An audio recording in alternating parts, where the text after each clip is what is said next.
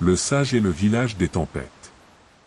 Dans cette vidéo relaxante, nous allons méditer et réfléchir à la manière dont nous pouvons transformer les défis en opportunités.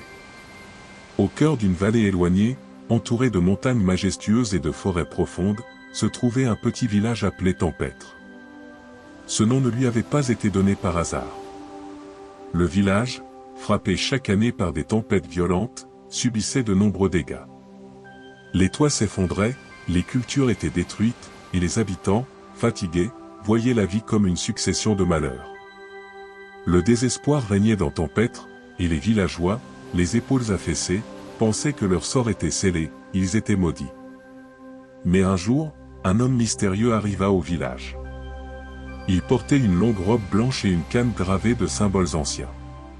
Ses cheveux argentés et son regard serein inspiraient immédiatement la confiance. Il se faisait appeler le sage Nomar. Nomar observait les habitants avec attention. Le premier soir, alors qu'il s'était installé dans une auberge modeste, un groupe de villageois s'approcha de lui, intrigué par sa présence. « Pourquoi es-tu venu ici, étranger ?» demanda un vieil homme du village, l'air las. « Personne ne veut rester dans ce village maudit. » Nomar répondit calmement, un léger sourire aux lèvres. « Et si je vous disais que cette malédiction n'est en réalité qu'une opportunité déguisée ?»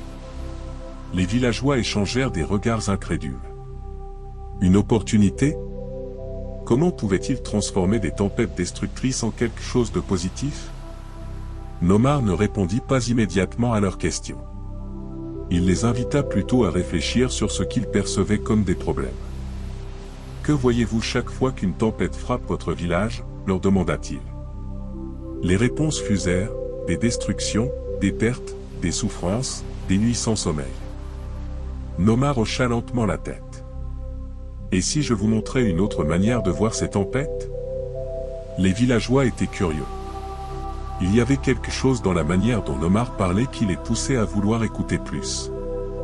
Le lendemain matin, alors que les premiers rayons de soleil perçaient à travers les nuages, Nomar rassembla le village sur la grande place. « Je vais vous raconter une histoire, » commença-t-il.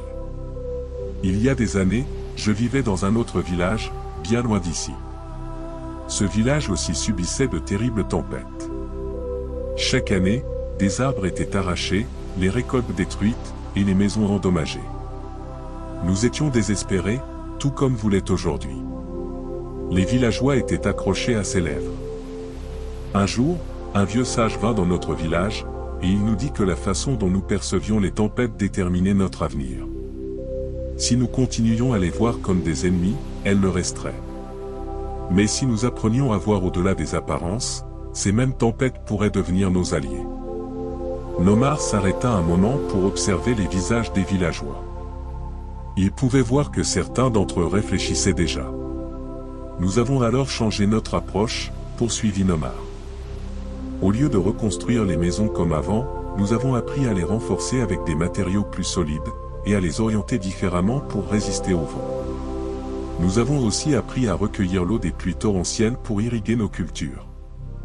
Petit à petit, les tempêtes, autrefois craintes, devinrent une source de prospérité. » Les villageois semblaient dubitatifs, mais quelque chose commençait à changer dans leur regard. Nomar les invita ensuite à réfléchir. Il leur demanda, « Et vous, ici, que pouvez-vous faire pour que ces tempêtes ne soient plus vos ennemis, mais vos alliés ?» Les jours suivants, Nomar commença à travailler avec les villageois. Ensemble, ils repensèrent l'architecture du village. Ils apprirent à renforcer les toits avec des techniques que Nomar leur enseigna. Ils creusèrent des canaux pour recueillir l'eau de pluie et nourrir leurs champs. Au début, les villageois étaient sceptiques. Mais une tempête vint rapidement mettre leur nouvelle structure à l'épreuve. Cette fois-ci, le village résista mieux. Bien sûr, tout ne fut pas parfait, mais les dégâts étaient moindres, et pour la première fois, les villageois se sentirent capables de surmonter l'adversité.